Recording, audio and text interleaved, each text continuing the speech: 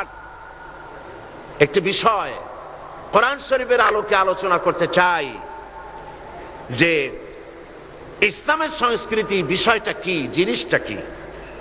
মানুষ গোড়া থেকেই তার নিজের সম্পর্কে ধারণা করে এসেছে, একটি মারাত্মক ভুল করে এসেছে গোড়া থেকে। সে কখনো নিজেকে মনে করেছে অনেক শক্তিধর, আবার কখনো সে মনে করেছে নিজেকে অনেক তুচ্ছ মনে করেছে।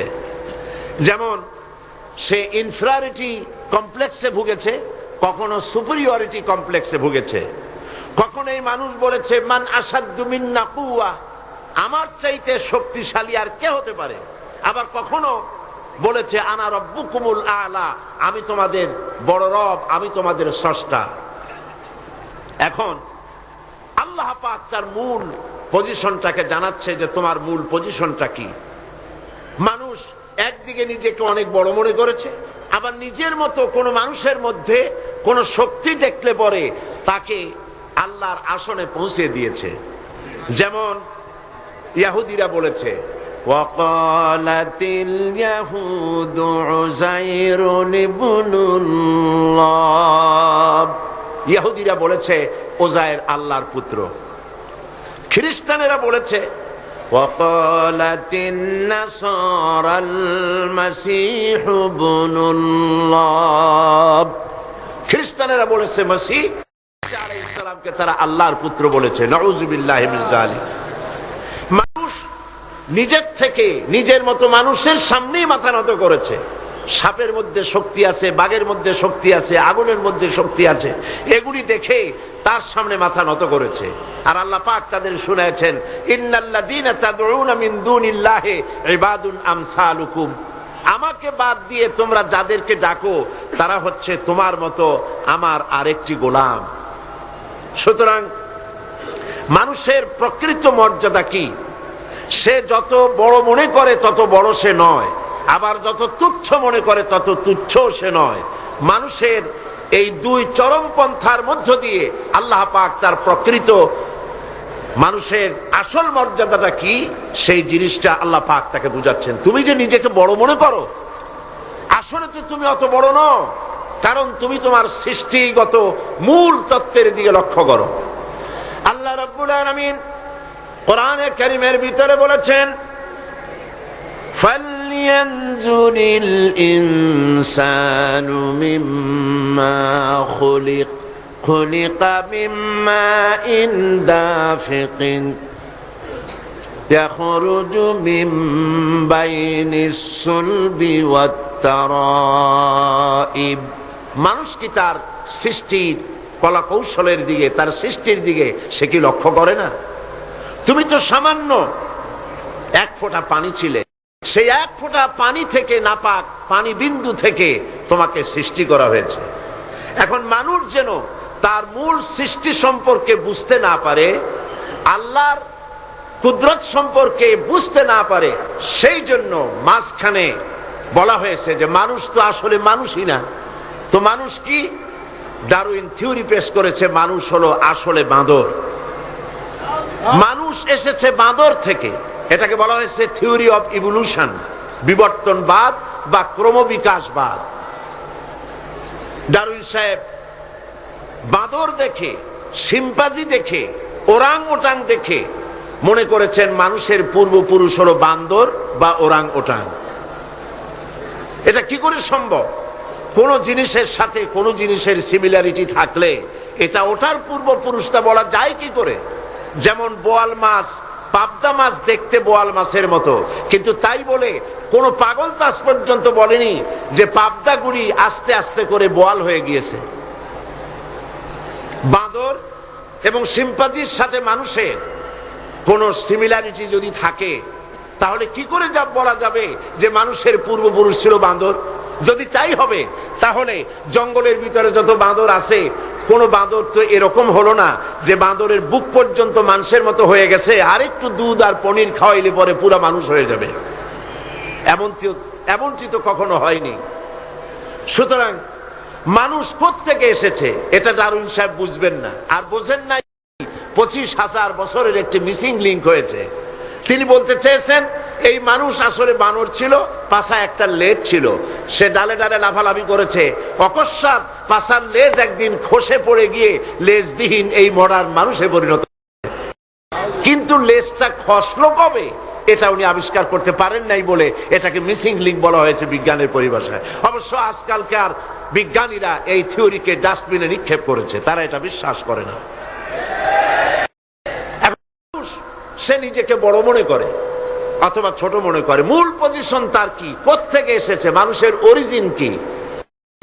রব্বুল আলামিন বলেন, লক্ষ্য করো, فَإِنَّا خَلَقْنَاكُم مِّن تُرَابٍ ثُمَّ مِن نُّطْفَةٍ ثُمَّ مِنْ عَلَقَةٍ ثُمَّ مِن مُّضْغَةٍ। মাটির নির্যাস থেকে, মাটির উপকরণ থেকে তোমাকে পয়দা করা হয়েছে, এক ফোঁটা নাপাক পানি বিন্দু দিয়ে তোমার হয়েছে, সেখান থেকে রক্তপিণ্ড হয়েছে, জমাট রক্ত থেকে গোশতপিণ্ড হয়েছে,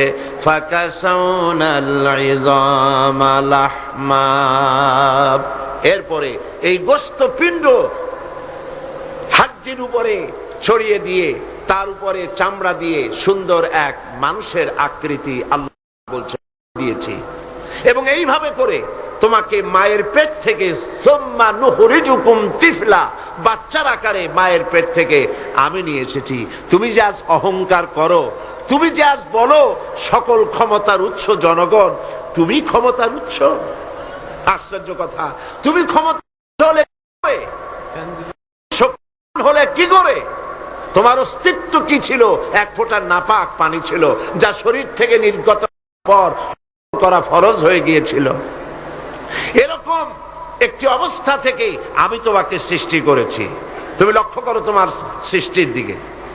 ইয়া আইয়ুহাল ইনসানু মা গাররাকা বিরাব্বিকাল কারীম আল্লাযী খালাকাকা ফাসাওয়াকা ফাআদালাক ফি আইয়ি সূরাতিন মা শাআ রাক্কাবাক। হে মানব সকল, কোন জিনিস তোমাকে তোমার রবের ইবাদত থেকে তোমাকে ফিরিয়ে দিল? তোমাকে আমি যেমন খুশি আমি তোমাকে সৃষ্টি করেছি, সুন্দর আকৃতি দিয়েছি, এবং তোমার মায়ের পেট থেকে যখন আমি তোমাকে এনেছি, ওয়াল্লাহু আখরাজাকুম মিন বুতুনি উম্মাহাতিকুম লা তা'লামুনা শাইআ। মায়ের পেট থেকে এমন অবস্থায় তোমাকে বের করে আনা হয়েছে যখন তোমার কোনো হুঁশ ছিল না, জ্ঞান ছিল না। আল্লাহ রাব্বুল আলামিন বলেন, এই পৃথিবীতে আমি তোমাকে আনলাম, তোমার খাবারের ব্যবস্থা আমি রব্বুল আলামিন করে দিলাম। মায়ের পেটের ভিতরে যখন তুমি ছিলে, সেখানে খাবারের ব্যবস্থা কে করেছে? বলুন, কে করেন? মায়ের নাভির সঙ্গে সন্তানের নাভির সাথে একটি তার লাগিয়ে দিয়ে মায়ের মাসিক অসুখকে বন্ধ করে দিয়ে এই রক্ত দিয়ে পরিপুষ্ট করেছেন আল্লাহ পাক এই সন্তানকে। যখন সন্তান পৃথিবীতে এলো, নাড়িটা কাটা হয়ে গেল, একটা লাইন বন্ধ হলো খাবার, আল্লাহ রাব্বুল আলামিন মায়ের বুক থেকে সন্তানের জন্য খাবারের জন্য ডাবল লাইন চালু করে দিলেন। সিঙ্গেল ছিল, ডাবল লাইন আল্লাহ চালু করে দিলেন। তো অস্তিত্ব, তুমি তো নির্ভরশীল ছিলে, অসহায় ছিলে, তুমি নিজেকে কি করে তুমি বড় মনে করো? তোমার পৃথিবীতে যা খাচ্ছ পড়ছো সব তো আমার দান। এগুলি সব কার দান? বলেন, কার দান? সবকিছু আল্লাহ পাকের দান। তুমি যে জমিনে ফসল ফলাও, এই ফসলটা তুমি কোত্থেকে ফলালে? আল্লাহ রাব্বুল আলামিন বলেন, আফারাআইতুম মা তাহরুসুন আআনতুম তাজরাউনাহু আম নাহনুজ জারিউন। তোমরা কি দেখতে পাও না ফসল দেখে? এই ফসলের ক্ষেতের ফসলগুলি কে উদ্গত করে? তুমি করো না আমি করি? কে করেন বলেন? জমিনের ফসল, ফসল হয়েছে, বাম্পার ফলন হয়েছে, এ ফলন কে দেয়? আল্লাহ পাক। আল্লাহ পাক বলেন, আমি ফসল ফলাই, বরকত আমি দেই, আমি যদি ইচ্ছে করি, লাউ নাশাউ লাজআলনাহু হুতামান ফাযালতুম তাফাক্কাহুন, আমি যদি ইচ্ছে করি সমস্ত ফসলগুলিকে, ধানগুলিকে চিটায় পরিণত করে দিতে পারি। পারে কিনা বলেন? ধানের মধ্যে চাল থাকবে না, করতে পারেন না আল্লাহ?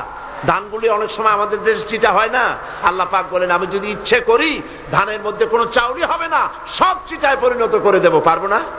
পারবেন না আল্লাহ পাক? তখন তোমরা কি করবা? ধর্মঘট করবা? ধর্মঘট করবা? হরতাল করবা? তাতে আল্লাহর কিছু হবে? তখন তোমরা কি করবে? সমস্ত ফসল জুড়ে বিনষ্ট হয়ে যায়, তখন তোমরা শুধু এতটুকুনি বলতে পারবে, ইন্না লামুগরামুন বাল নাহনু মাহরুমুন। তখন তোমরা কপালে হাত মারবে আর বলবে আমরা মাহরুম হয়ে গেলাম, আমরা বঞ্চিত হয়ে গেলাম। আরে কপালে হাত মারা ছাড়া আর কিছুই করতে পারবে না। তোমরা নিজেদেরকে যে বড়াই করো, এই বড়াই কোনো কাজের নয়। মানুষের এই অসহায়ত্বের কথাগুলি আল্লাহ পাক কোরআন শরীফে এভাবে তুলে ধরেছেন। তোমরা যে বিজ্ঞানের নবনব আবিষ্কার দেখে বড়াই করতেছো, এই আবিষ্কারগুলি আমরা করছি মানুষ সব। মানুষই নাকি সব? বিজ্ঞানের আবিষ্কার দেখে কোরআনকে, আল্লাহকে, রসুলকে মানুষ অবজ্ঞা করতেছে। আসলে বিজ্ঞান মানে কি? বিজ্ঞান মানে হলো বিশেষ জ্ঞান। বিজ্ঞান মানে কি? বিশেষ জ্ঞান। তো বিশেষ জ্ঞান কি? যেমন ধরুন আমার সামনে এই মাইক, এই মাইকের মধ্যে এই সবগুলি মৌলিক উপাদান আল্লাহর। এই মাইকের যত মৌলিক উপাদান কার? বলেন সবাই কার? এর মধ্যে তামা আছে, দস্তা আছে, প্লাস্টিক আছে, লোহা আছে। মৌলিক উপাদানগুলি সব আল্লাহ। প্লেন বলেন, জাহাজ বলেন, রিক্সা বলেন, গাড়ি বলেন, যাই বলেন, মৌলিক জিনিসগুলি আল্লাহ। বিজ্ঞান বিশেষ জ্ঞানের মাধ্যমে এগুলিকে অ্যাসেম্বল করেছে। ঠিক কিনা? সত্য কিনা? তো কি দিয়া বড়াই করবা? তোমরা সাবমেরিন আবিষ্কার করেছো, তার বড়াই করবা? সাবমেরিনের অনেক আগে তো আল্লাহ তিমি মাছ বানাইয়া সাবমেরিন কেমনে চলে তা দেখাই দিছে। সাবমেরিন পানির মধ্যে ডুবে কেমনে? আমি সাবমেরিনের ভিতরে উঠছি এবং দেখেছি। সাবমেরিন তার নিজের ওজন এবং ভেতরে বেশি করে পানি নিয়ে এরপরে পানির অতল তলে ডুবে যায়। আবার যখন উঠতে চায় তখন পানি পাম্প দিয়ে উঠায় দিয়া উপরে ভেসে ওঠে। মূলত এই শিক্ষা তারা তিমি মাছের কাছ থেকে নিয়েছে। আল্লাহর বানানো সাবমেরিন। তিমি মাছের পিঠের উপরে বিরাট ডালা আছে, যখন সে ডুব দিতে চায় ডালা খুলে ফেলে, তখন পানি গল গল করে হাজার হাজার গ্যালন পানি তার মধ্যে ঢোকে। আবার যখন পানির তলা থেকে সে উঠতে চায়, পাম্প দিয়ে ডালা সরাই দিয়ে এত ফোর্স পানির উপরে ওঠে যে অন্তত সমুদ্রের মধ্যে 2-4 মাইল দূর থেকে দেখা যায় পানির ফোয়ারা। তো তোমরা কি করছো? বিজ্ঞান বড়াই করো না। তোমরা যা শিখেছো আল্লাহর কাছ থেকেই শিখেছো। আকাশে উঠছো, তোমাদের অনেক আগে পাখিরা উড়েছে, ওরা শিখাইছে। মানুষ তো ভালো, বিজ্ঞান শিখতে হয়। চলুন আমার সাথে মৌমাছির কাছে, দেখেন মৌমাছি কত বিজ্ঞান জানে। কি দিয়া বড়াই করবা? ছোট্ট মৌমাছি, এই মৌমাছির মধ্যে আল্লাহ পাক কত বিজ্ঞান দান করেছেন দেখেন। আল্লাহ রাব্বুল আলামিন বলেন, ওয়া আওহা রাব্বুকা ইলান নাহলি আন ইত্তাখিযি মিনাল জিবালি বুয়ুতাও ওয়া আশ-শাজরি ওয়া মিম্মা ইয়ারুশুন। আল্লাহ পাক বলছেন, ওয়া আওহা রাব্বুকা ইলান নাহলি। মৌমাছি পৃথিবীর মানুষকে 4টা বিজ্ঞান শিখাইছে। কয়টা বিজ্ঞান? দেখুন 4টি বিজ্ঞান কি। মৌমাছি, আল্লাহ পাক বলেন আমি মৌমাছিকে, মৌমাছির উপর একটা সূরা আছে না? জোরে কোন আছে না? সূরাটার নাম কি? সূরা নাহল। মৌমাছির উপর একটা সূরা। আল্লাহ পাক বলছেন আমি মধুমক্ষিকাকে ওহী করেছি। তার মানে এই নয় যে মৌমাছির কাছে জিবরাইল পাঠাইছি। ওহী যখন নবীর ক্ষেত্রে ওহী শব্দ আসে, তার অর্থ হলো প্রত্যাদেশ। জিবরাইলের মারফতে আল্লাহ পাক ওহী পাঠান। আর যখন এই ওহী অন্য কোথাও আল্লাহ ব্যবহার করেন, তার অর্থ হয় গোপন সূক্ষ্ম ইঙ্গিত। যেমন মুসা আলাইহিস সালামের মাকে আল্লাহ পাক ওহী করেছিলেন, এখানে জিবরাইল পাঠান নাই, ইলকা করে দিয়েছিলেন। মৌমাছিকেও তার মনের মধ্যে গোপন ভাবে সূক্ষ্ম ইঙ্গিত আল্লাহ দিয়েছেন কি? আত্তাখিজি মিনাল জিবালি বুয়ুতা, পাহাড়ে বাসা বানাও, ঘর বানাও। পাহাড়ে পর্বতে। যেহেতু মধু হলো একটা মেডিসিন, মধু কি? এই মেডিসিনটা কে বানিয়েছে? আল্লাহ পাকের নির্দেশে। কে বানালো? মৌমাছি বানালো। কাজে এই মেডিসিনটা দিয়ে শুধুমাত্র গাছপালা যে দেশে আছে সেই দেশের মানুষ উপকৃত হোক, তাহলে তো সারা পৃথিবীর মানুষ পাবে না আল্লাহর এই ওষুধ। এই জন্য মৌমাছিকে বলা হচ্ছে পাহাড়ে বানাও। পাহাড় হয় মরুভূমির ভিতরে বেশি হয়, এই পাহাড়ের গায়ে গিয়ে চাক বানাও। ওয়ামিনাস শাজারে, আর গাছে চাক বানাও। ওয়ামিম্মা ইয়ারিশুন, আর বিল্ডিং এর কার্নিশের তলায় গিয়ে চাক বানাও। ইচ্ছা করেন এই 3 জায়গায় চাক বানাও। এই 3 জায়গায় চাক বানাতে গিয়ে মৌমাছি 4টা বিজ্ঞান দেখাইলো। হচ্ছে কেমিস্ট্রি, অথচ মৌমাছি কোন সায়েন্স ল্যাবরেটরিতে পড়াশোনা করে নাই। কথা ঠিক কিনা? তার কেমিস্ট্রিটা কি? কার্নিশের নিচে বিল্ডিং এর গায়ের সাথে লাগানো মৌচাক আপনারা দেখছেন কিনা কোন? এটা ঝুলে থাকে, ঝুলন্ত অবস্থায় থাকে। একটা পরিপক্ক ঝুলন্ত মৌচাকে কম করে হলেও সব থেকে বেশি যা শুনেছি আধা মণ থেকে 35 কেজি, 30-35 কেজি পর্যন্ত ওজন হয়, এত মধু থাকে। এখন এই মধুটা ঝুলে আছে। এটা ঝোলাবার জন্য তার কাছে কোনো সুপার গ্লু ছিল না, কোনো আটা ছিল না। আল্লাহ পাক তাকে এমন আটা শিক্ষা দিয়েছেন যে আটা লাগায় দিয়েছে, লাগাবার পর মৌমাছি সেখানে মধু দিয়া 20 কেজি, 30 কেজি, 35 কেজি পর্যন্ত হইল, অথচ ছিঁড়ে পড়লো না। ঠিক কিনা বলেন? মৌচাক কার্নিশ থেকে ছিঁড়ে পড়ে গেছে এরকম দেখা গেছে নাকি? না। মৌ যখন ভরে গেল তখন মধু কেটে নিয়ে যাওয়ার পর ছেঁড়া খাতা যেমন ঝোলে ওই রকম দেখা যায়, ছেঁড়া খাতার মতো ঝুলছে, তাও পড়ে না। 6 মাস 1 বছর পর্যন্ত লেগে থাকে। ছোট্ট মৌমাছিকে এই আটা জাতীয় কেমিস্ট্রি কে শিখাইল? এই বিজ্ঞান কে তারে শিক্ষা দিল? সুবহানাল্লাহ। এরপরে দেখুন মৌমাছির দ্বিতীয় বিজ্ঞান, ইঞ্জিনিয়ারিং টেকনোলজি। মৌমাছি বাসা বানালো। সেই বাসা 6 কোণ বিশিষ্ট চেম্বার, এক একটা চেম্বার 6টা কোণ। লক্ষ্য করে দেখবেন, সমান মাপের কোণ বিশিষ্ট চেম্বার তৈরি করে লক্ষ চেম্বার। অথচ তার কাছে জ্যামিতি বক্স ছিল না, তার কাছে মেশিন মাপ করে সুন্দর করে এটাকে এভাবে সাজায়া এই মৌমাছি ভিতরে মৌ ঢুকাইয়া আবার চেম্বার গুলির মুখ আটকায় দিল, যেন ফোটা ফোটা হইয়া যা সে সঞ্চয় করেছিল তা যেন পড়ে না যায়। এই যে বাসা বানাইলো, এটা হলো তার ইঞ্জিনিয়ারিং টেকনোলজি। এই টেকনোলজি আরো যদি দেখতে চান, বাবুই পাখির কাছে যান। বাবুই পাখিরে ডাকি বলিছে চড়াই, কুড়ে ঘরে থেকে করো শিল্পের বড়াই। যদিও বাবুই পাখি, চড়ুই পাখি বাবুই পাখিকে এটা বলেছে, আসলে শিল্পের বড়াই করার মতো।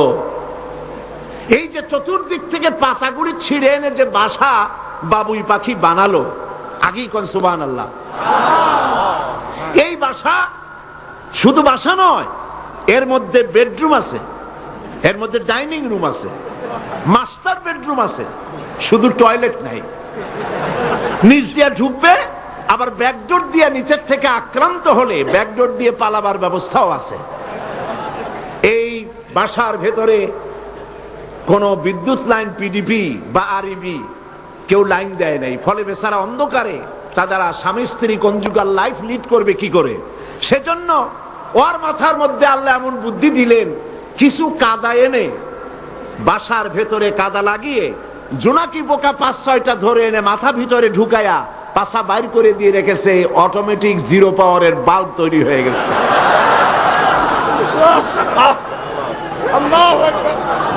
ইঞ্জিনিয়ারিং টেকনোলজি আর কারে বলে? আমার দেশের ইঞ্জিনিয়ার যারা আছেন, এই রকমের বাসা বানানো তো দূরের কথা, ভালো করে বাসাটা খুলুন তো দেখি, বুঝবো আপনি কেমন খুলতে পারেন। খুলতেই পারবেন না, বুনানো তো দূরের কথা। এটা গেল 2 নম্বর টেকনোলজি, ইঞ্জিনিয়ারিং টেকনোলজি।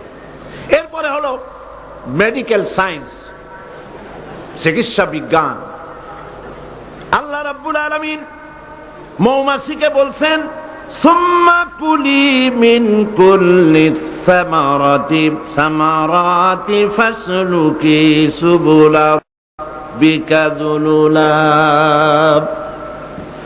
সব রকমের ফুল থেকে মধু চুষে নাও আর তোমার রবের নির্ধারিত পথে চলতে থাকো। সব রকমের ফুল থেকে মধু আহরণ করে মৌমাছি আহরণ করে এক জায়গায় রাখলো, পয়জন হলো না, এটা মানুষের জন্য শেফা হয়ে গেল। আর মধু কখনো নষ্ট হয় না, কখনো পচে না। মধু যদি পিওর থাকে, ওর ভিতরে যদি আপনি কিছু না মিশান, বছরের পর বছর মধুর পিওর থাকবে, নষ্ট হবে না। আলহামদুলিল্লাহ। ঔষধের পচন ক্রিয়া নষ্ট করার জন্য অ্যালকোহল ব্যবহার করা হয়। বিজ্ঞানীরা আবিষ্কার করেছেন অ্যালকোহলের কোনো প্রয়োজন নাই, বরং অ্যালকোহলের পরিবর্তে হালাল মধু ব্যবহার করলেই ঔষধের পচন ক্রিয়া নষ্ট হতে পারে। আল্লাহ পাক বলেছেন, ফিহে শিফাউল লিন্নাস, এর মধ্যে রয়েছে মানব গোষ্ঠীর জন্য শেফা, রোগের প্রতিষেধক। সুবহানাল্লাহ বিহামদিহি। এটা হলো মেডিকেল সায়েন্স। চতুর্দিক থেকে মধু সংগ্রহ করে একত্রিত করছে, পয়জন হচ্ছে না, এটা তার জন্য, মানুষের জন্য শেফা হয়ে যাচ্ছে। চতুর্থ নম্বরে মৌমাছির কাছে যে বিজ্ঞান শিখবেন সেটা হলো মেরিন বায়োলজি। আল্লাহ পাক বলছেন, ফুল থেকে মধু আহরণের জন্য তুমি চলে যাও, কিন্তু রাস্তা ভুলে যেও না, রাস্তা ভুলে যেও না। একটা মৌমাছি তার বাসা থেকে, এগুলো নিয়ে যারা রিসার্চ করেছেন, প্রাণীতত্ত্ববিদরা বলেছেন, মৌমাছি ফুল থেকে মধু গ্রহণ করার জন্য নিজের বাসা থেকে 10 মাইল পর্যন্ত দূরে চলে যায়। আপনারা কোনোদিন দেখেছেন কোন মৌমাছি আপনার ঘরে এসে পথ খুঁজতেছে, বাবা বাসা হারাইছি, যাবো কোন পথে? তালাশ করছে কখনো? আল্লাহ পাক বলছেন, তুমি যাবে ফুল থেকে মধু আহরণ করার জন্য, রাস্তা ভুলে যেও না। সুবহানাল্লাহ বিহামদিহি। সমুদ্রের ভিতরে নাবিকেরা যখন জাহাজ চালায়,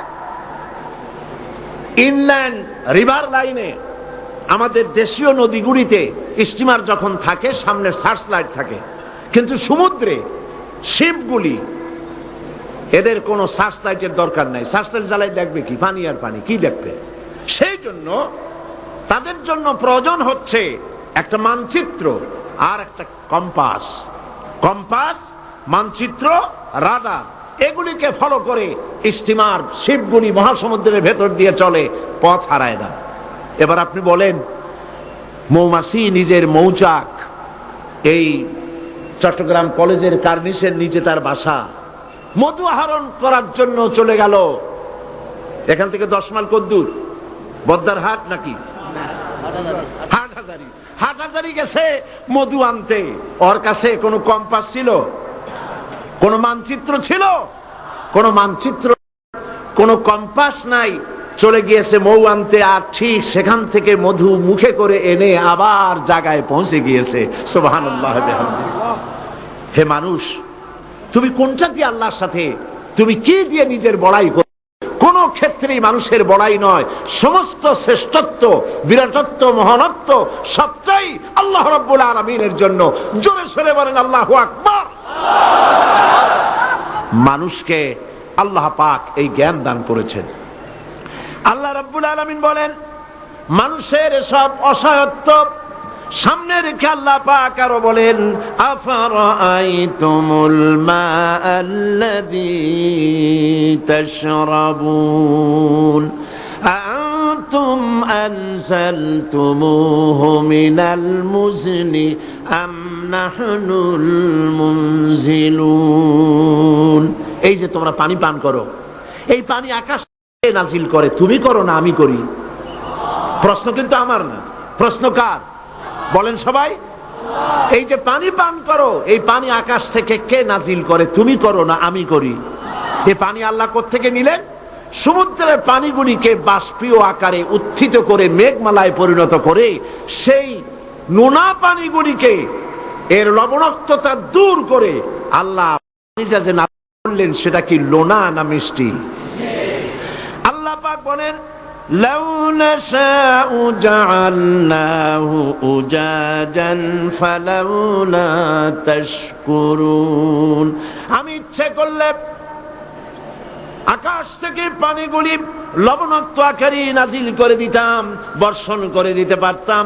তা না করে আমি যে মিষ্টি পানি তোমাদের দিলাম, লবণাক্ততা দূর করে যে মিঠা পানি দিলাম, কেন তোমরা আল্লাহ রাব্বুল আলামিনের শুকর আদায় করো না? আল্লাহ পাক ইচ্ছা করলে পানি তো সব শুকায় দিতে পারেন, পারেন না? আল্লাহ ইচ্ছা করলে পৃথিবীর সমস্ত পানিগুলিকে শুকায় দিতে পারেন। সেই পানি আবার কেনে দিতে পারেন আমাদের সামনে, আল্লাহ পাক পারে। সুতরাং আল্লাহ পাক মানুষের অসহায়ত্ব দেখাচ্ছেন, তুমি আসলে অসহায়, যা কিছু পেয়েছো সব আমি তোমাকে দান করেছি। আল্লাহ পাক বলেন লাউ নাশাউ জাআলনাহু উজাজান ফালাউলা তাশকুরুন, আমি ইচ্ছে করলে আকাশ থেকে পানিগুলি লবণাক্ত আকারে নাজিল করে দিতাম, বর্ষণ করে দিতে পারতাম। তা না করে আমি যে মিষ্টি পানি তোমাদের দিলাম, লবণাক্ততা দূর করে যে মিঠা পানি দিলাম, কেন তোমরা আল্লাহ রাব্বুল আলামিনের শুকর আদায় করো না? আল্লাহ পাক ইচ্ছা করলে পানি তো সব শুকায় দিতে পারেন, পারেন না? আল্লাহ ইচ্ছা করলে পৃথিবীর সমস্ত পানিগুলিকে শুকায় দিতে পারেন, সেই পানি আবার কেনে দিতে পারেন আমাদের সামনে, আল্লাহ পাক পারেন। সুতরাং আল্লাহ পাক মানুষের অসহায়ত্ব দেখাচ্ছেন, তুমি আসলে অসহায়, যা কিছু পেয়েছো সব আমি তোমাকে দান করেছি। এই জন্য ফাসাব্বিহ বিসমি রাব্বিকাল আযীম, ওই আল্লাহ পাকের বড়ত্ব, তার তাসবিহ তোমরা ঘোষণা করো। সবাই পড়েন সুবহানা রাব্বিয়াল আযীম। তুমি কত অসহায়, খুব মাতব্বরি করো, কিন্তু সমুদ্রে যাও তো। সমুদ্রে যখন মানুষ যায়, ওয়াইজা গাশিয়াহুম মাউজু কাযুলাল, যখন সমুদ্রের ভিতরে বিরাট তরঙ্গমালার ভিতরে মানুষ যখন পড়ে যায়, আল্লাহ পাক বলেন দল্লা মান তাদউনা ইল্লা ইয়াহু, যখন সমুদ্রের ভিতরে তুফানে পড়ে যায়, তখন আল্লাহ ছাড়া সবাইকে তারা ভুলে যায়।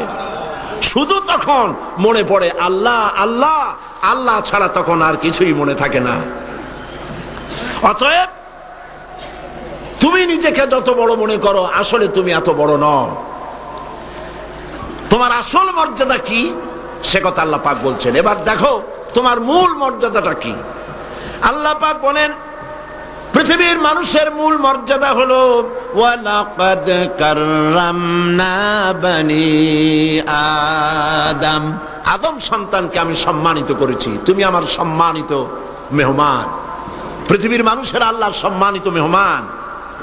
ওয়া হামালনাহুম ফিল বাররি ওয়াল বাহর, আর আমি তাদেরকে জলে এবং স্থলে সওয়ারির ব্যবস্থা করেছি। ওয়া রাযাকনাহুম মিনাত তাইয়্যিবাত, আর উত্তম হালাল খাদ্য আমি তোমাদেরকে দান করেছি। সুবহানাল্লাহ বিহামদি, সম্মানিত মেহমান। সেই জন্য আল্লাহ যত খাবার দিলেন, সমস্ত খাবারগুলি ঢেকে ঢুকে সুন্দর করে আমাদের সামনে পরিবেশন করেছেন। সুবহানাল্লাহ বলেন। সম্মানিত মেহমানের সামনে খোলা খাবার নেওয়া ভদ্রতার বাইরে, আমরাও তা করি না, ঢেকে ঢুকে নেই। আর আল্লাহ পাক এই মানুষকে সম্মানিত করেছেন বলে যত খাবার দিলেন, সমস্ত খাবারগুলি ঢেকে দিয়েছেন। আম আল্লাহ কভার করেছেন, কাঁঠালকে কভার করেছেন, কলাকে কভার করেছেন, বেলকে কভার করেছেন। যত খাবার দিলেন, সমস্ত খাবারগুলিকে রব্বুল আলামিন কভার করে, সম্মান করে, সুন্দর করে ঢেকে ঢুকে মানুষের সামনে পেশ করলেন।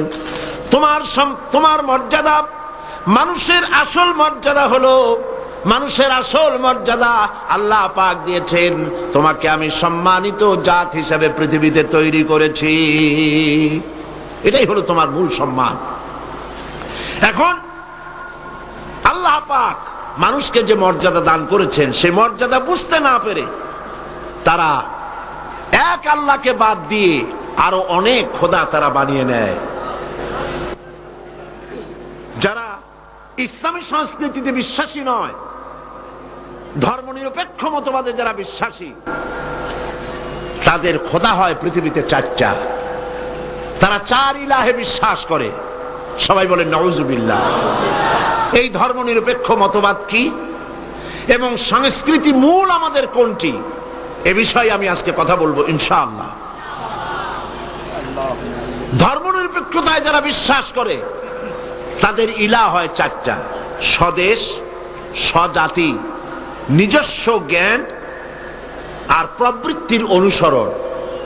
দেশকে তারা নিজেদের মায়ের মতো মনে করে, দেশ মাতৃকা বলে। আমরা দেশকে মা বলি না, মাতৃভূমি বলি, জন্মভূমি বলি, কিন্তু একথা আমরা বলি না ও মা তোমার তরে ঠেকাই মাথা। এই কথা কি আমরা বলি? এটা আমাদের কথা নয়। সুতরাং তারা দেশের জন্য তো জীবন দিতে পারে, কিন্তু আল্লাহর জন্য তারা কিছুই করতে পারে না। দেশ প্রেম তো নিশ্চয়ই ভালো, কিন্তু দেশকে পূজা করা নিশ্চয়ই ভালো নয়। আল্লামা ইকবাল বলেছেন, ইনতাজা খুদাউ মে সবসে বড়া वो वतन है, इन्ताजा खुदाओं में सबसे बड़ा वो वतन है, जो इसका फिर पिरहन है वो मजहब का काफन है। এই চার খোদার মধ্যে তাদের বড় খোদা হলো, তাজা খোদা হলো নিজেদের স্বদেশ। স্বদেশের জন্য সবই করতে পারে, কিন্তু এই দেশটি যিনি দিলেন তার জন্য একটা সেজদা দিতেও রাজি নয়। তারা দিন থেকে মজহাবকে, রাজনীতি থেকে মজহাবকে, দিনকে, ইসলামকে আলাদা ভাগ করে ফেলেছে। বিশ্বকবি এর জন্য বলেছেন, কওম মজহব সে হ্যায় মজহব জু नहीं तुम भी नहीं, कौम मजहब से है मजहब जू नहीं तुम भी नहीं, जज्बे बाहम जू नहीं महफिल अंजुम भी नहीं। ধর্মেতে হয় জাতির গঠন, ধর্ম নাই তো তুমিও নাই, নাইকো যদি মাধ্যাকর্ষণ গ্রহ সূর্য ভূমিও নাই। ধর্ম দিয়ে একটি জাতির গঠন হয়, একটি জাতির গঠন হবে ধর্ম দিয়ে। যদি জাতি থেকে ধর্মকে বিচ্ছিন্ন করা হয় সেটা ঠিক সেইভাবে টিকতে পারে না, যেমন ল অফ গ্রাভিটেশন, মাধ্যাকর্ষণ শক্তি আছে বলেই চন্দ্র, সূর্য, গ্রহ, নক্ষত্র, সৌররাজি সব একটার সাথে আরেকটা আকর্ষিত হয়ে আছে। মাধ্যাকর্ষণ শক্তি না থাকলে সব যেমন ধ্বংস হয়ে যায়, যদি না মাযহাব যদি না থাকে তাহলে সেখানে মানুষও বাঁচতে পারে না, তাদের ইজ্জত নিয়ে, তাদের সম্মান নিয়ে টিকতে পারে না। এই জন্য মানুষের মূল পজিশন সম্পর্কে আল্লাহ পাক বলছেন, দেখো তোমার পজিশনটা কি।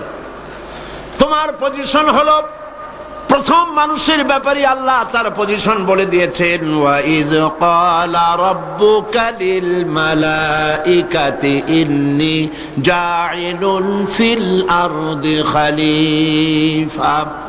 আমি খলিফা প্রেরণ করব, আমি প্রতিনিধি পাঠাবো।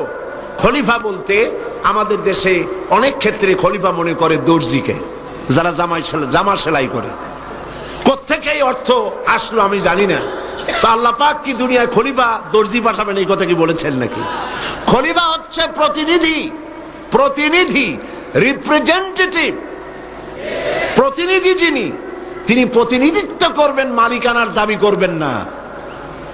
পৃথিবীতে সমস্ত মানুষগুলিকে আল্লাহ পাক প্রতিনিধি হিসাবে পাঠিয়েছেন, কিন্তু প্রতিনিধি হয়ে যদি মালিকানার দাবি করে বসে এবং আইন নিজের ইচ্ছে মতো চালাতে চেষ্টা করে, তখনই আল্লাহ রাব্বুল আলামিন নারাজ হয়ে যান। আল্লাহ পাক বলেছেন, ইনিল হুকমু ইল্লা লিল্লাহ। আইন চলবে কার? আলা লাহুল খালকু ওয়াল আমর। সৃষ্টি যার, আইন চলবে সেই আল্লাহ রাব্বুল আলামিনের। আল্লাহর আইন চলবে পৃথিবীতে, কারো পিতার আইন চলবে না, কারো নিজের আইন চলবে না, কারো বানানো আইন চলবে না। আইন চলবে কার? বলেন, এই পৃথিবী কার?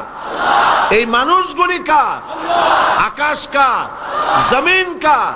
আইন চলবে কার? একমাত্র আল্লাহ পাকের আইন দিয়েই পৃথিবীতে শান্তি প্রতিষ্ঠা হতে পারে। আর সেই আল্লাহর আইনকে ইমপ্লিমেন্ট করার জন্য, ওইটাকে চালু করার জন্য আল্লাহ পাক মানুষকে খলিফা বানিয়েছেন। তুমি আমার প্রতিনিধি, আমার আইনকে কার্যকরী করার জন্য পৃথিবীতে তোমাকে পাঠানো হলো। এই দায়িত্ব পালন করবে পৃথিবীর মানুষেরা, তারা আল্লাহ পাকের এই আইন চালু করবে।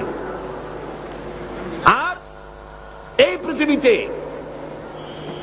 আল্লাহর আইন দিয়ে মানুষ পরিচালিত হতে পারবে শান্তিপূর্ণভাবে। মানুষের তৈরি করা আইন দিয়ে শান্তি পাবে না, মানুষ ইনসাফ করতে পারবে না। কারণ হচ্ছে আল্লাহর আইন আর মানুষের আইনের মধ্যে পার্থক্য দেখুন।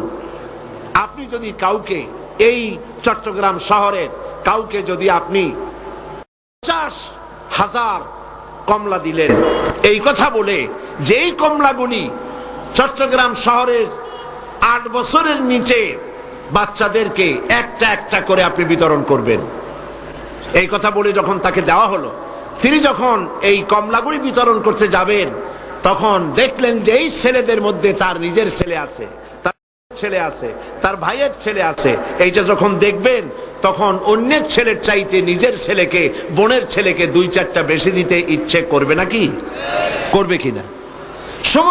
সামান্য কমলা বিতরণ করতে গিয়ে যদি এই রকমের পক্ষপাতিত্ব, দলীয়করণ, আত্মীয়করণ ইত্যাদি করতে যদি ইচ্ছে করে, তাহলে এমন লোকদের হাতে আইন তৈরি করতে দিলে তারা তো সমস্ত মানুষের উপরে ইনসাফ কিছুদিন করতে পারবে না। সেই জন্য আল্লাহ রাব্বুল আলামিন আইন তৈরি করার দায়িত্ব নিজেই নিয়েছেন। আইন আল্লাহ পাকের, সে আইনের কিতাবের নামই হচ্ছে কোরআন। এই আলোচনার দ্বারা বোঝা গেল ইসলামী সংস্কৃতির মূল প্রতিপাদ্য হচ্ছে জীবনের সকল ক্ষেত্রে আইন চলবে আল্লাহ পাকের। গান বাজনাই শুধু সংস্কৃতি নয়, সংস্কৃতি হচ্ছে জীবনের আচার অনুষ্ঠান, সবকিছু। একটি জাতির বেঁচে থাকার প্রাণ শক্তি তার সংস্কৃতি। এই সংস্কৃতি মানব জীবনের এক অপরিহার্য অংশ। কিন্তু আমাদের দেশে সংস্কৃতির নামে মানুষের ধর্মীয় পরিচিতি কে বিগড়ে ফেলানো হয়েছে। যেমন যেমন আমাদের দেশে বর্ষবরণ, পয়লা বৈশাখ, বর্ষবরণের ব্যাপারে, পয়লা বৈশাখের ব্যাপারে আমাদের কোনো আপত্তি নাই। পয়লা বৈশাখ মানুষ দোয়া করেন, কোরআন শরীফ পড়েন, দরুদ পড়েন, দোয়া করেন। আপনি বার্ষিক হিসাব কিতাব চালু করেন, ব্যবসার হিসাব কিতাব করেন, বছরের প্রথম দিন, বাংলা বর্ষের প্রথম দিন, কোনো অসুবিধা নাই।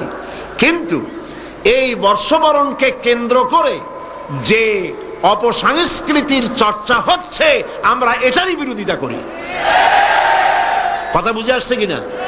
কিন্তু এক শ্রেণীর বুদ্ধিজীবী, তথাকথিত বুদ্ধিজীবী মানে পরজীবী, বুদ্ধিজীবী তো বোঝেন কারে কয়? যারা মাছ বিক্রি করে খায় তাদের বলে মৎস্যজীবী। যারা কৃষি কর্ম করে, কৃষি উৎপন্ন, কৃষিজাত উৎপন্ন দ্রব্য পণ্য বিক্রি করে যারা খায় তাদের বলে কৃষিজীবী। আর যারা নিজেদের বিবেক বুদ্ধিকে ভারতের কাছে বিক্রি করে বিবৃতি দেয় দেশের বিরুদ্ধে, এরা হলো বুদ্ধিজীবী। এরা এরা এরা কি করলো দেখেন, বর্ষবরণে আমরা আপত্তি করি না। আপনি বছরের প্রথম দিন আল্লাহ আল্লাহ করবেন, অসুবিধা কি? আপনি মুনাজাত করেন, আয় আল্লাহ বিগত বছরে যত গুনাহ করছি, এই যে পয়লা বৈশাখ আসতেছে না, আপনি বলেন আল্লাহ এই গত বছর যত গুনাহ করেছি মাফ করে দাও, আগামী বছরটা, নতুন বছরটা আমার জন্য ভালো করো। এই ধরনের দোয়া করলে ভালো হইতো না? আচ্ছা, তা না করা হলো, মঙ্গল প্রদীপ জ্বালানো হলো, রাখি বন্ধন বাঁধা হলো, উলুধ্বনি দেওয়া হলো, কপালে তিলক পরা হলো, মেয়েদের গালে যুবক ছেলেরা উল্কি আঁকায় দিল। এটা কি আমার সংস্কৃতি? বলেন, এটা আমার সংস্কৃতি? প্রিয় ভাই সব, অপসংস্কৃতি। বিশ্ব ভালোবাসা দিবস, আচ্ছা আপনারা বলেন, বিশ্ব ভালোবাসা দিবস, বিশ্ব ভালোবাসা দিবস উদযাপন ওরা শুরু করেছে। বিশ্ব ভালোবাসা দিবস পালনের মুসলমানের কোনো দরকার নাই। আচ্ছা কেন নাই? আপনারা তো আন্দাজই কইলেন ঠিক। নাই কেন? নাই এই জন্য ইসলামের জন্মই হয়েছে ভালোবাসা দিয়া। সুবহানাল্লাহ। আল্লাহ পাকের নবী বলেছেন আদ-দীন ওয়ান নাসিহা, দিন হলো ভালোবাসা, কল্যাণ কামনা করা। মাকে কতটুকুন ভালোবাসতে হবে, পিতাকে কতটুকুন ভালোবাসতে হবে, স্ত্রীকে কিভাবে ভালোবাসতে হবে, সন্তানকে কেমনে ভালোবাসতে হবে, এই ভালোবাসা শিখিয়েছে ইসলাম। ইসলামের প্রতিটি দিন ভালোবাসা। যাদের জীবনে কোনো ভালোবাসা নাই, বছরে তাদের জন্যই একবার ভালোবাসা প্রয়োজন হয়, একদিনের জন্য হলেও। যারা সারা বছরে পান্তা ভাত খায় না, অন্তত একদিনের জন্য হলেও রমনা বটমূলে গিয়ে এক থাল পান্তা খাওয়া তাদের জন্যই জরুরি। বন্ধুগণ, এর নাম সংস্কৃতি নয়, এর নাম অপসংস্কৃতি। এর নাম কি? অপসংস্কৃতি।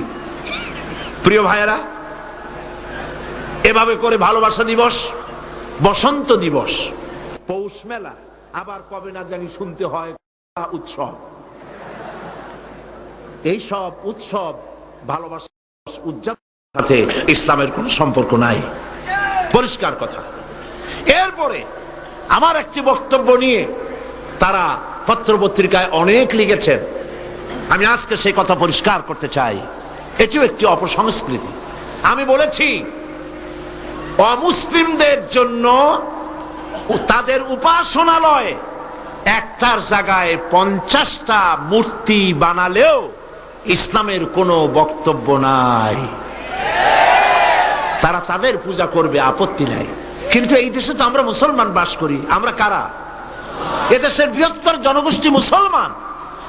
আমাদের ট্যাক্স, আমাদের রেভিনিউ নিয়ে, আমাদের কর নিয়ে মুসলিম সরকার রাস্তায় রাস্তায় পথে ঘাটে মূর্তি নির্মাণ করবে, এটা তো হতে পারে না। শুনেন, আবার শুনুন, ভাস্কর্যের নামে যা খুশি বানান, মূর্তি বানাবেন না। কোরআন হারাম করেছে, রাসূলুল্লাহ হারাম করেছেন।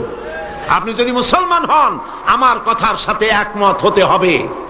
দুনিয়ার সমস্ত আলেম একমত, মুসলমানেরা মূর্তি বানাইতে পারবে না, হারাম, হারাম। ভাস্কর্যের নামে যা খুশি বানান, মূর্তি বানাবেন না। নবীকে জিজ্ঞেস করা হয়েছে, লিমা বুইস্তা, কেন পৃথিবীতে আপনাকে পাঠানো হয়েছে?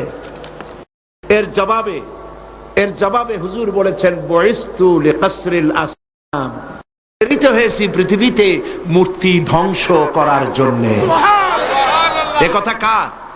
আল্লাহ পাকের। সুতরাং আপনারা পত্র পত্রিকায় যারা লেখেন, ফিচার লেখেন, কলাম লেখেন, নিজেদের রক্ত সম্পর্কে চিন্তা করেন। নিশ্চয়ই একজন মুসলমান পিতা আপনাকে জন্ম দিয়েছেন, নিশ্চয়ই আপনি একজন মুসলমান মায়ের গর্ভে ছিলেন।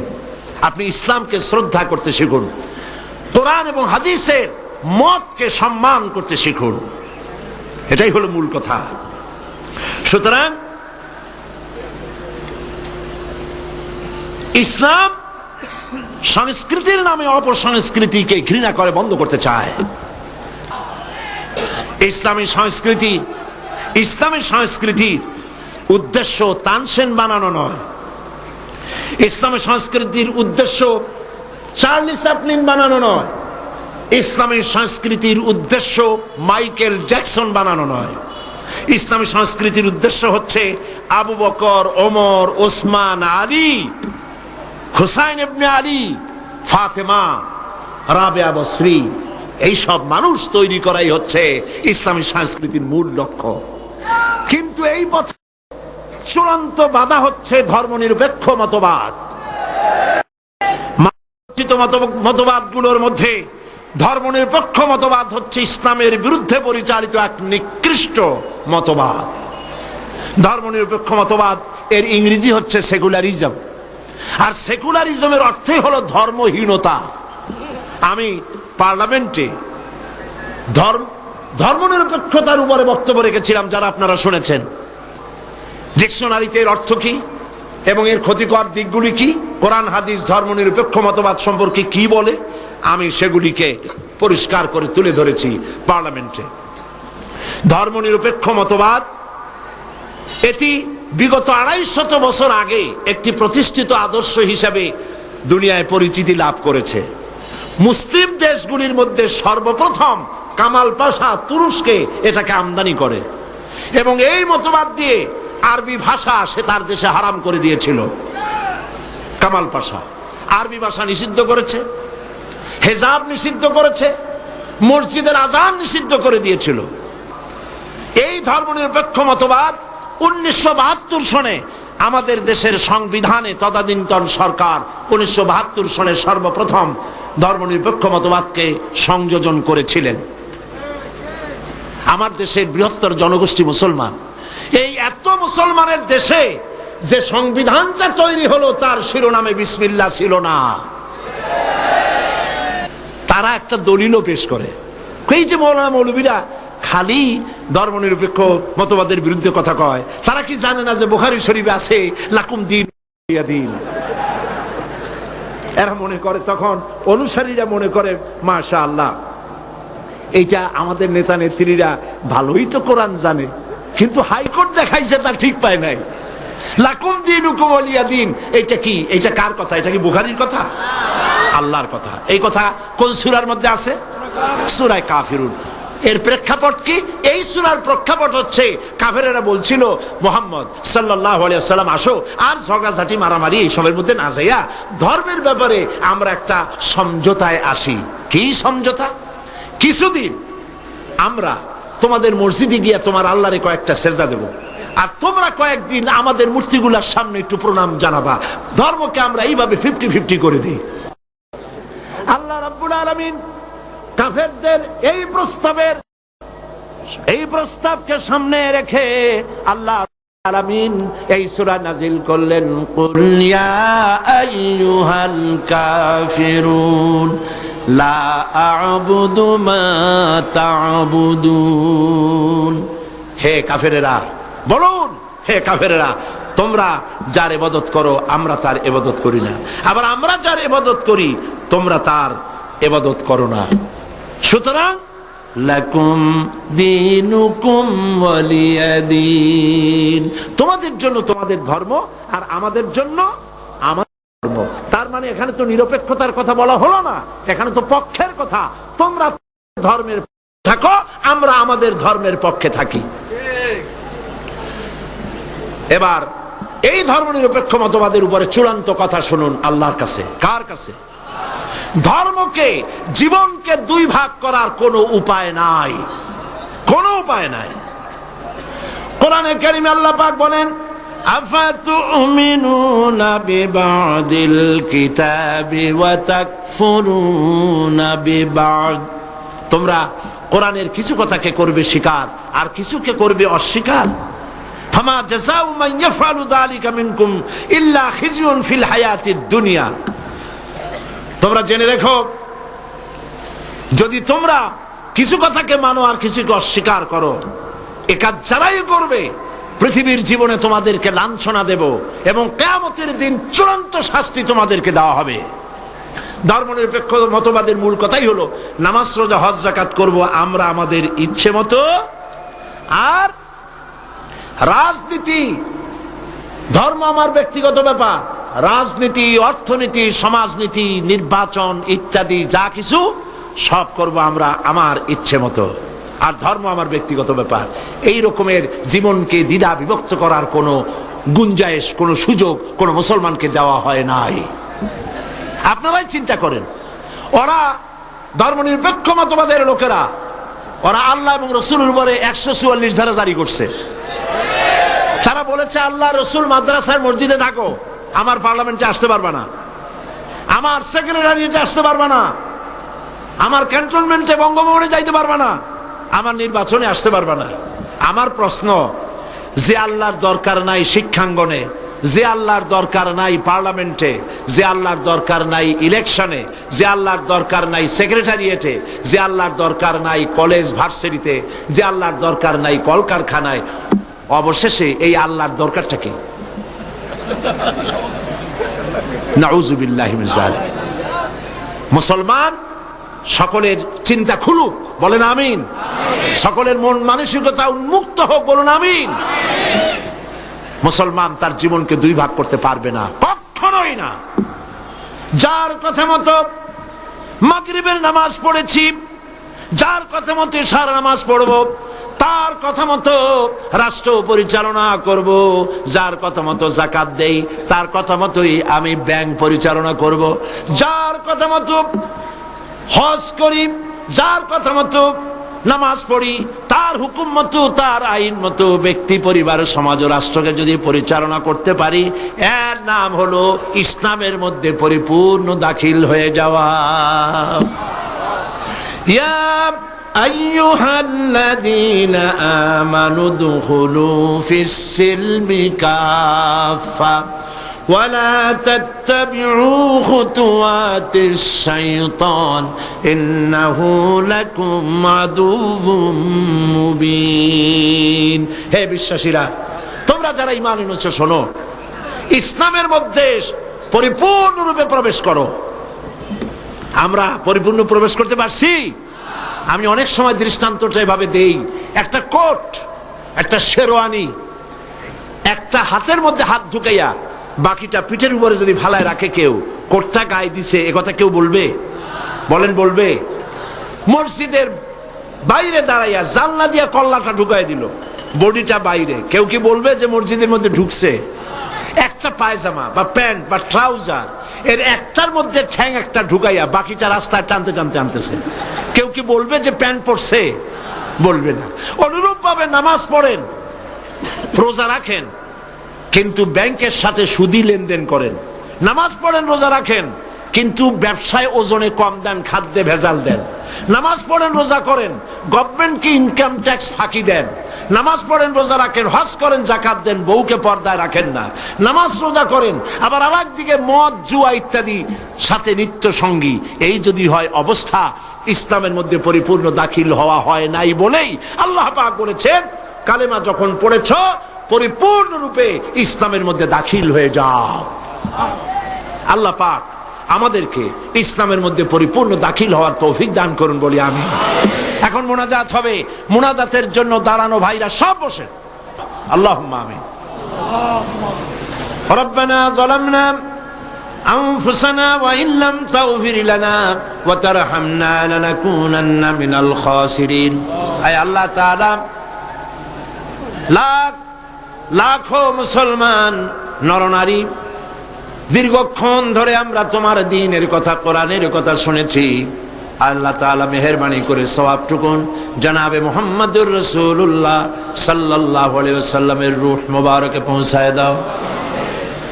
আমাদের মধ্য থেকে যাদের মা বাপ দুনিয়া থেকে বিদায় হয়ে গেছে, আল্লাহ দয়া করে কবরগুলিকে জান্নাতের টুকরায় পরিণত করে দাও। আমাদের বন্ধু বান্ধব, আত্মীয় স্বজন যার যা মারা গেছে, প্রত্যেকের রুহের পরে সওয়াব পৌঁছায় দাও। রব্বুল আলামিন, সারা জীবন যত গুনাহ করেছি, আমাদের জিন্দেগীর সকল গুনাহ খাতা মাফ করে দাও। রব্বুল আলামিন, আমাদের প্রিয় জন্মভূমি বাংলাদেশ, এই জমিন আমাদের জন্য তোমার দেওয়া বিশেষ নিয়ামত। আয় আল্লাহ, এই দেশের হেফাজত, এদেশের স্বাধীনতার সার্বভৌমত্ব কিয়ামত পর্যন্ত তুমি অক্ষুণ্ণ রাখো।